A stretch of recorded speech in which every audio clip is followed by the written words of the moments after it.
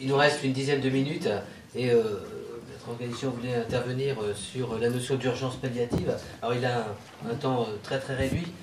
Sachez que le 14 janvier, lorsqu'on se retrouvera à Necker, donc à 17 h, on aura plus de temps et on abordera de manière un peu plus fouillée à travers un exposé plus détaillé. Nous sommes venus des urgences de la Riboisière, qui sont donc les plus grosses urgences de France, avec plus de 72 000 passages par an, avec une population qui est relativement particulière parce que ça recouvre le nord-est de Paris. Et le service s'est rendu compte que petit à petit, les soins palliatifs poussaient la porte des urgences et que les vulnérabilités que vous avez décrites arrivaient aux urgences bon an mal an. J'en veux pour preuve simplement la poussée démographique, puisque 95% des gens, enfin des patients qui sont pris en charge ou qui vont être pris en charge en soins palliatifs dans le service ont plus de 75 ans. Donc c'est une réalité incontournable. C'est une réalité qui est de plus en plus importante dans notre activité, puisqu'il y a une augmentation à l'espace de 4 ans de 33% du nombre de patients pris en soins palliatifs dans le service versus 15% d'augmentation. Donc ça va 2 fois plus vite. Les motifs de recours des patients qui sont pris en charge en soins palliatifs au cours de leur séjour aux urgences, pour 44% d'entre eux, ce sont des gens qui arrivent pour une altération de l'état général. Donc on ne peut pas dire a priori que c'est des situations qui peuvent être anticipées. Donc il y a une difficulté de la part de la médecine de ville de pouvoir prendre en charge ce genre de patients. D'autre part, il pose un problème organisationnel dans le service. Si les urgences sont loin, la culture des urgences est loin de la culture des soins palliatifs, le pas de prise en charge des patients n'est pas du tout le même. Et donc, il y avait un gros problème de prise en charge, ne serait-ce que pour un élément objectif tout bête. La durée moyenne de séjour dans un service d'urgence au service porte est de 17 heures dans le service. Et pour un patient de soins palliatifs, il sera donc de 3 jours à 8 jours. Donc ce n'est pas du tout la même façon de prendre en charge. Aux urgences, les équipes tournent, et donc les attitudes des uns et des autres, médecins ou soignants, qui vous voudrez, qui peu importe, ne sont pas tout à fait les mêmes. Et donc on a été contraint de se poser la question de savoir pourquoi nous faisions mal, parce que nous avions le sentiment de mal prendre en charge ces patients, et donc de nous poser la question sur nos pratiques. Et donc là, Christine Laricot, qui est psychologue dans le service, a organisé une enquête qui a intéressé l'ensemble du personnel du service. Oui, donc je vais vous en dire rapidement quelques mots. Donc cette enquête, c'est un questionnaire qu'on a distribué à l'ensemble du personnel. Et cette enquête est en 3 parties. Donc une première partie qui questionne la loi Leonetti, la connaissance de la loi Leonetti. Une seconde partie qui vient questionner les soins palliatifs, la connaissance des soins palliatifs, des fondamentaux. Et la dernière partie de ce questionnaire, c'était de savoir, de connaître un peu le ressenti des équipes par rapport à ces prises en charge. Donc je vais vous donner brièvement quelques résultats. On peut dire que dans l'ensemble, la loi Leonetti est connue. Elle est bien connue des médecins. Pour 70% d'entre eux, ils connaissent la loi Leonetti. Un petit peu moins pour les paramédicaux. Par contre, inversement, les soins palliatifs sont plutôt bien connus des paramédicaux et un petit peu moins des médecins.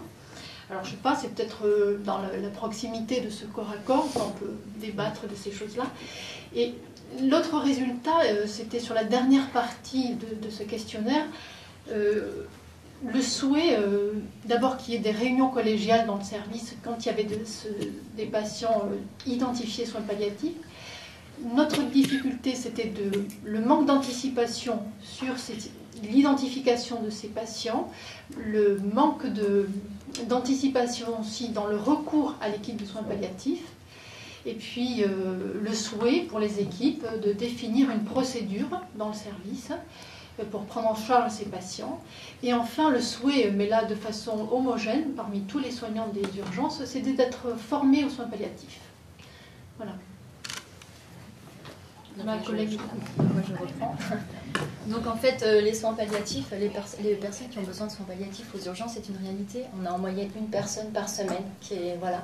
On a eu longtemps un discours un petit peu contradictoire en disant, par contre, il ne doit pas y avoir de patients en soins palliatifs aux urgences, et pourtant ils sont là. Donc on a été longtemps passif entre guillemets parce que voilà, on avait des discours contradictoires.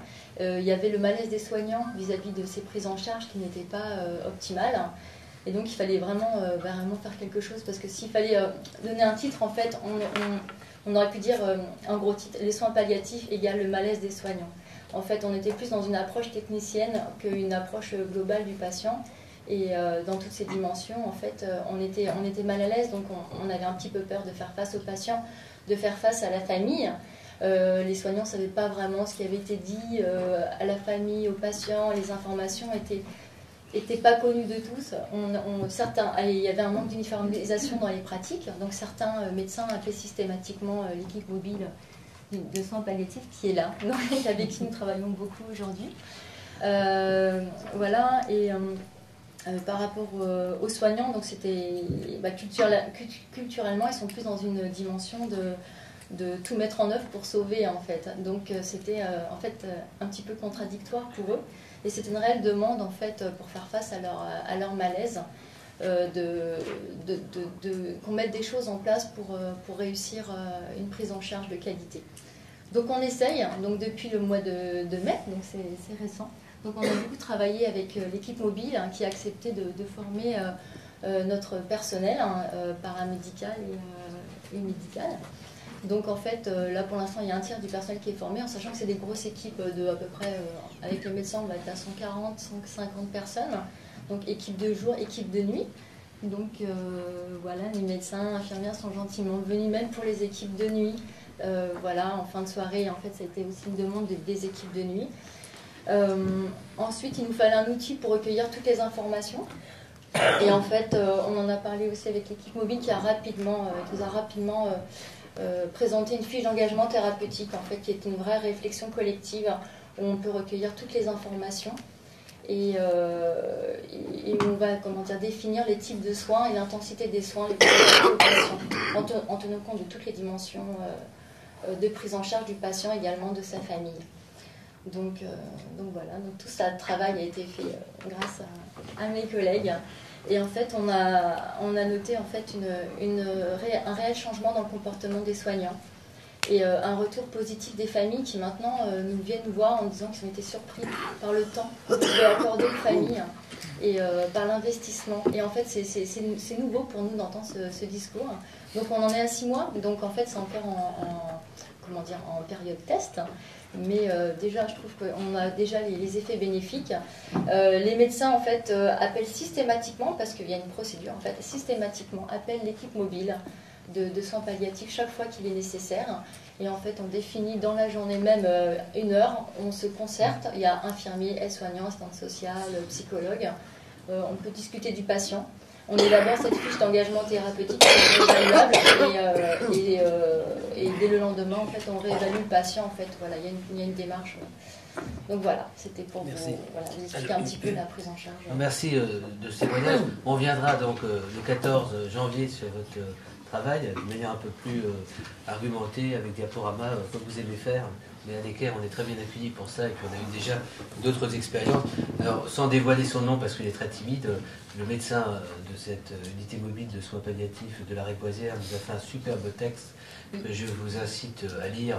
Il est sur le site. Alors, sur le site de l'espace éthique de la PHP, vous avez un certain nombre de contributions qu'on a commencé à mettre en ligne. C'est les personnes qui ont bien voulu participer à la réflexion, et on enverra ces contributions aussi à la mission présidentielle. J'ai envoyé déjà le lien à Didier Sicard, mais des fois qu'il ne fasse pas. Voilà. Donc, juste 2 points pour conclure sur les sujets qu'on a évoqués. D'abord, ça faisait du bien d'aborder ces questions. Elles sont infinies. Et donc, le fait de se retrouver régulièrement, et on continuera ce travail. Cet après-midi, nous avons été à l'unité de soins palliatifs de Paul Brooks.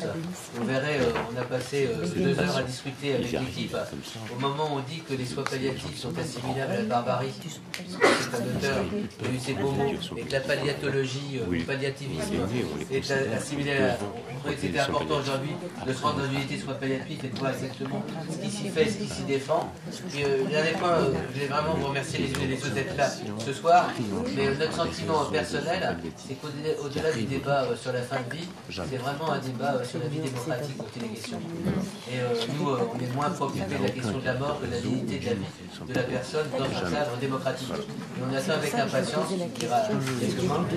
on attend avec impatience que dans ce rapport de la mission parlementaire, de la mission présidentielle, ces éléments de démocratie nous soient rappelés.